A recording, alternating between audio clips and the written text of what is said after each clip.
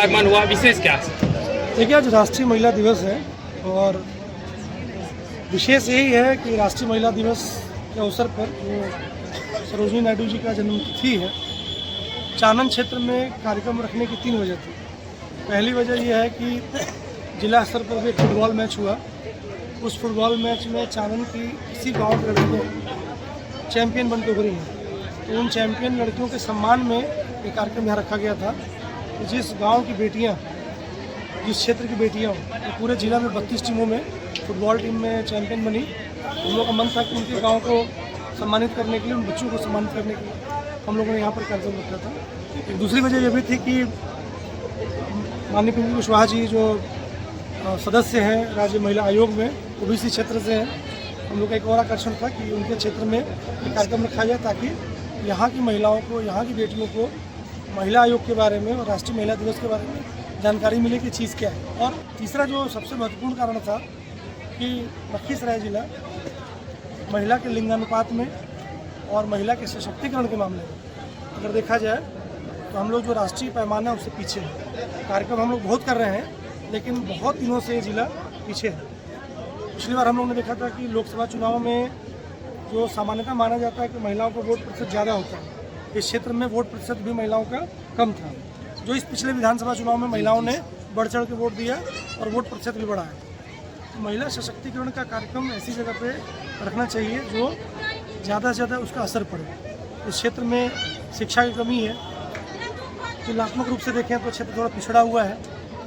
यहाँ की बालिकाओं को पढ़ने का उतना अवसर नहीं है और कम उम्र में शादी हो जाने के बाद बहुत सी दिक्कतें होती हैं। तो हम लोग को था कि इन बच्चियों के बीच में, इन बच्चियों के माध्यम से हमको संदेश देना था कि इस क्षेत्र की बच्चियाँ खेल भी सकती हैं, इस क्षेत्र की बच्चियाँ चैंपियन भी बन सकती हैं। और इसी क्षेत्र के बच्चों में आज कबड्डी का भी यहाँ एक मैच रखा गया था, सिर्फ ये बताने के लिए इसी क्षेत्र के बच्चों कुश्ती में भी राज्य स्तर पर चैंपियन बनी है। तो इस गाँव में रखने के पीछे यही कारण था, इस पूरे क्षेत्र में, पूरे समाज में महिलाओं के बीच में मैसेज जाए कि वो किसी से कम नहीं है।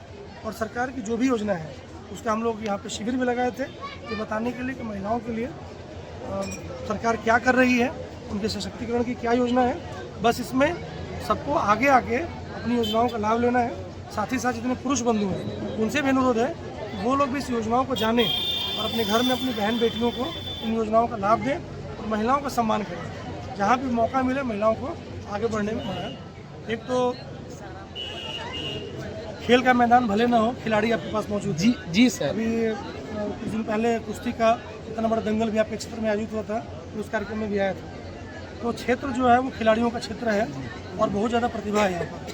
तो जहाँ पे प्रतिभा है सरकार की व्यवस्था भी वहीं पे की जाएगी। मैं आशान्वित हूँ कि बहुत जल्दी हम लोग फुटबॉल का एक ग्राउंड और बच्चों के खेलने के लिए जो भी आवश्यक सुविधाएँ हैं वो लेकर आएंगे। दूसरी चीज़ की बास्केटबॉल का हम लोग जिला स्तर पर एक प्रतियोगिता रखी है कि जितने भी स्कूल हैं सभी स्कूलों की टीम तैयार हो, सभी स्कूल आपस में मैच खेलें और इस महीने के लास्ट में जिला की जो 8 शिक्षक अंचल हैं, शिक्षा के 8 अंचल हैं, उस 8 अंचल की 2-2 टीमें यानी 16 टीमों का एक बास्केटबॉल का मैच हम लोग जिला स्तर पर रखेंगे। इस खेल को थोड़ा लोकप्रिय भी बनाना है।